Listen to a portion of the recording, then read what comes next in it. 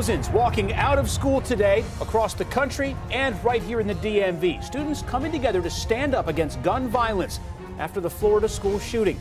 These videos from Montgomery Blair High School, South Lake High in Reston, and middle school students in Herndon. Our team also talked to students in Prince George's County, Bethesda Chevy Chase, and at Oxon Hill High, where the superintendent gathered with students after the march.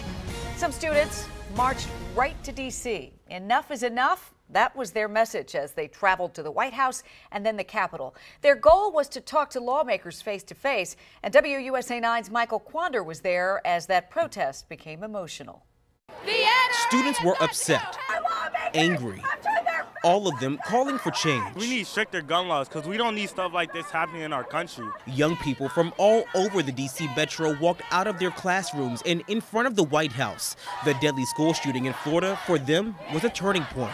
I'm kind of scared too to go to school because like what happened at Florida. Honestly, people are fearing for their lives in schools right now, which is not something that should happen when you're just trying to get an education, which is a human right for everyone. But after all the screaming and asking for their voices to be heard,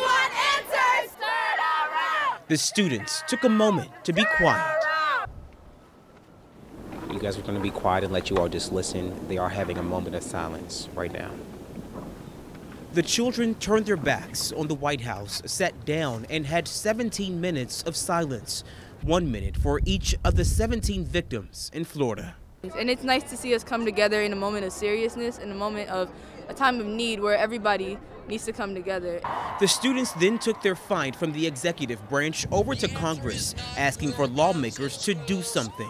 I think we should ban assault rifles and also increase background checks. We are leaving our classes, we are getting the unexcused absences so that we can go to school and feel safe.